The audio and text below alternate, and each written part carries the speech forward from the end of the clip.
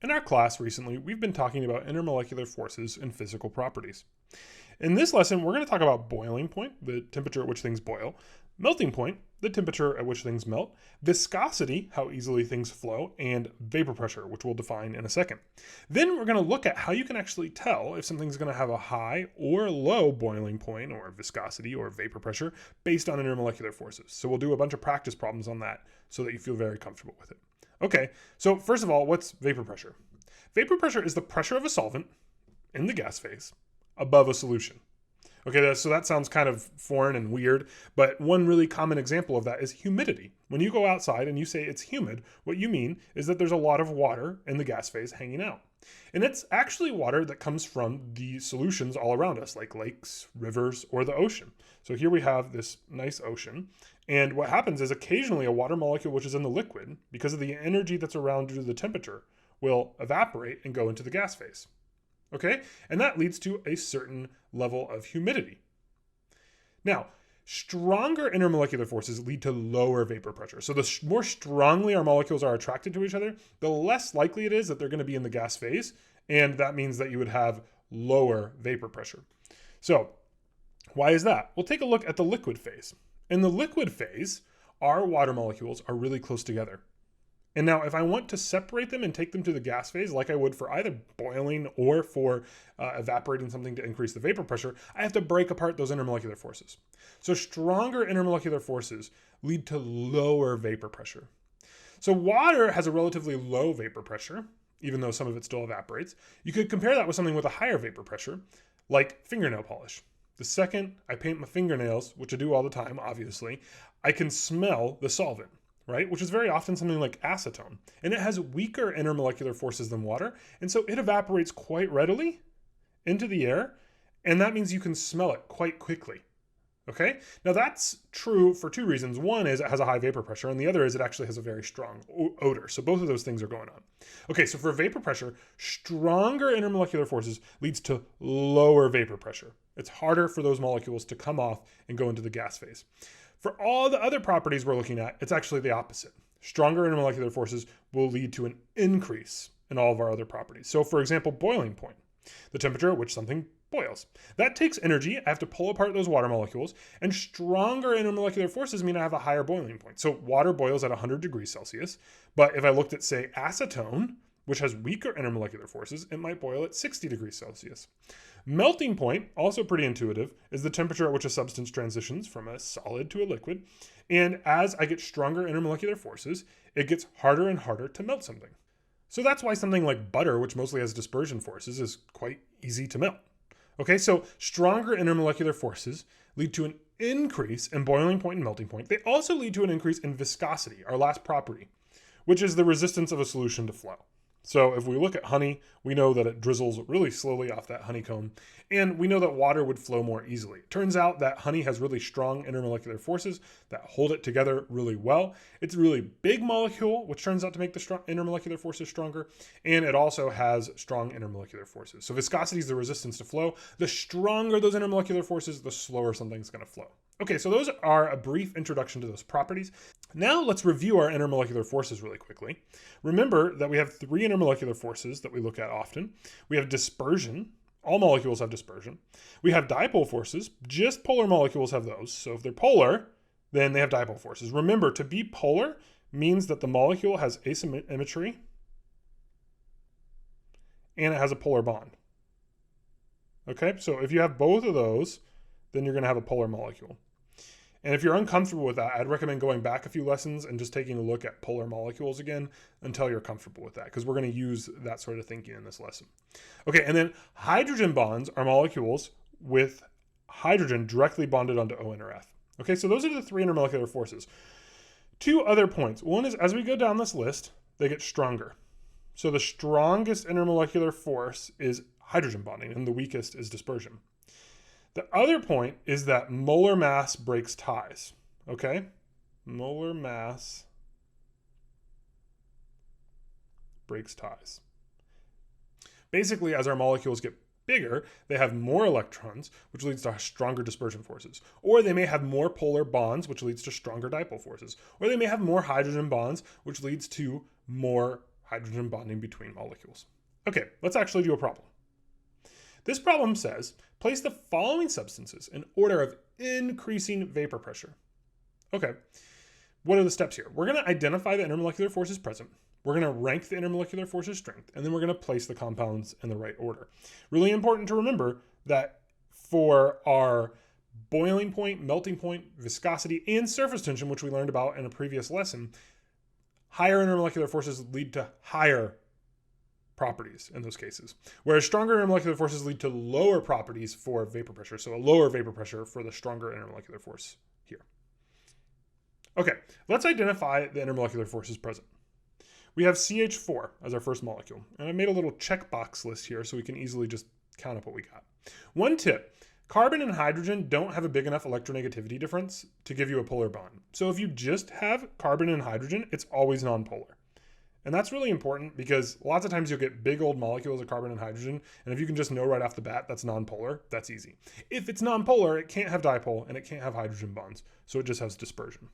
Don't be confused and be like, oh, hey, that has hydrogen, so it must have hydrogen bonding. Remember, hydrogen bonding involves hydrogen directly on oxygen, nitrogen, or fluorine. There's no oxygen, nitrogen, or fluorine on CH4, it just has dispersion.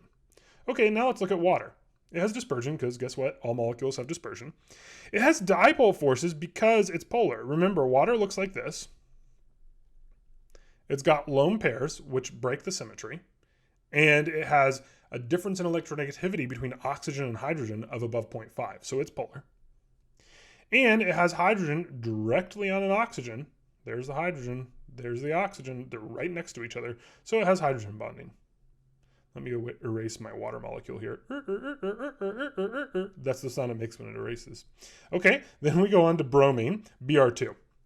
There, we just have bromine. So there's not going to be any electronegativity difference. And so that means it's not polar. There's no hydrogen, so that means there's no H bonds. It does, of course, have dispersion because all molecules got dispersion. Okay, then we got carbon monoxide. Okay, so for carbon monoxide, looks like this, turns out.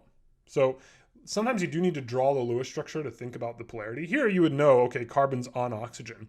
And if you take a look at the electronegativity difference, oxygen has an electronegativity difference with carbon of greater than 0.5, so it is actually going to be polar. Okay? So it's polar, so it has dipole and dispersion. No hydrogen bonding because there's no hydrogen. Okay, so what's going to be the strongest and weakest here? Well, let's start by putting them in order of strongest to weakest. So the first strongest is water because it has all three forces. Then next would come carbon monoxide. It's second because it has dispersion and hydrogen bonding. Bromine and CH4 look like a tie. And remember, when we have a tie, we have to use molar mass to decide that. 2 bromines is going to have a molar mass of about 160 grams per mole. So they're really big, tons of electrons. Whereas CH4 turns out to have a molar mass of about 16 grams per mole. Okay, so that means bromine is going to have stronger intermolecular forces because it's bigger. So it's going to get third, and then CH4 gets fourth, alas. Okay, so we've done the first 2 steps. We've identified the intermolecular forces present, we've ranked the intermolecular forces strength, and now we need to place the compounds in the correct order. To do that, we need to remember that stronger intermolecular forces lead to lower vapor pressure because we're categorizing vapor pressure here. Okay, so we want to have the highest vapor pressure listed last, right? So what's going to be the thing with the highest vapor pressure? It's the thing with the weakest intermolecular forces. So if we organize this from lowest vapor pressure to highest vapor pressure, we'll put lowest right here, lowest, and we'll put highest way over here. And then we'll try to fill in that gap, okay?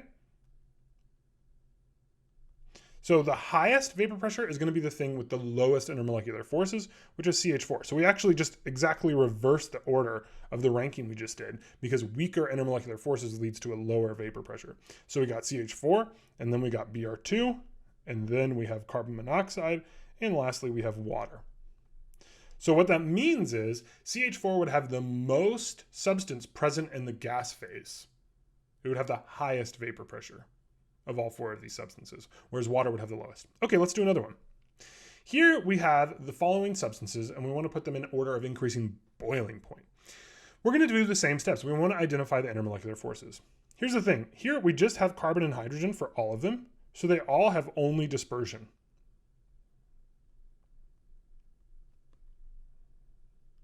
Because carbon and hydrogen don't give us a big enough electronegativity difference to have dipole forces. So that just basically means we're going to go to molecular weight. And here we can directly see that the bigger molecule with more carbons is going to have a higher molar mass. So that means the strongest intermolecular force is going to be this one. That gets first. And then next, this one, which is second, third, and fourth. And we're doing that just based on the fact that this has 1 carbon, 2 carbons, 3 carbons, 6 carbons, and the hydrogen scale in the same direction as well. We go from 4 to 6 to 8 to 12. Okay, so in this case, when we put the compounds in the correct order for boiling point, we need to remember that stronger intermolecular forces lead to higher boiling point, okay? So we're going to put the highest boiling point on the right, highest over here, and we're going to put the lowest over here. So the lowest boiling point is the thing with the weakest intermolecular forces. And so we're actually just going to go in the exact same order we just saw: CH4, C2H6, C3H8, and then lastly, which we ran out of space for, sad times, right there would go C6H12. Okay, so that's putting it in order from lowest to highest. Let's do one more practice problem. Here we have the following substances that should be put in order of increasing viscosity. And we have another important tip here, which is if you see OH written next to your structure, that means there's hydrogen bonds present. Okay, so right off the bat, we don't actually have to draw the structure or do any work. We can just look and say, oh, okay, here's OH, that's going to have hydrogen bonding. Here's OH, that's going to have hydrogen bonding. Okay, so that means CH3OH and C2H5OH are both going to have hydrogen bonds. And everything with hydrogen bonds also has dipole, and then all things have dispersion. So those both are going to check off all of our boxes. Then we go to helium, and it's just a single atom, so it's going to have just dispersion. And iodine is 2 atoms, but they're the same one, so there's not going to be an electronegativity difference, so that's going to have dispersion. Helium, remember, is really small. It has a molar mass of 4 grams per mole. I2 has a molar mass of over 200 grams per mole. So now that we've identified the intermolecular forces, we want to rank their strengths. And the strongest one is going to be either CH3OH or C2H5OH. Remember, here we're going to use molar mass as the tiebreaker. Because C2H5OH has more carbons and more hydrogens, it's going to have a stronger intermolecular forces and a higher molar mass. So that gets first, and then that gets second. Helium has the smallest molar mass, so it's going to get last, and iodine is going to get third. And then we just are going to put them in order of increasing intermolecular forces, because that's the same order as increasing viscosity, because higher intermolecular forces lead to higher viscosity. So if I think about putting the lowest viscosity here, I'm just going to put helium. And then I keep going up my rankings. I2, stronger intermolecular forces, higher viscosity. CH3OH, stronger intermolecular forces, higher viscosity. And lastly, C2H5OH, which is ethanol. And that's going to have the highest boiling point, the highest viscosity as the strongest intermolecular forces. Okay, so that's the increasing order for viscosity.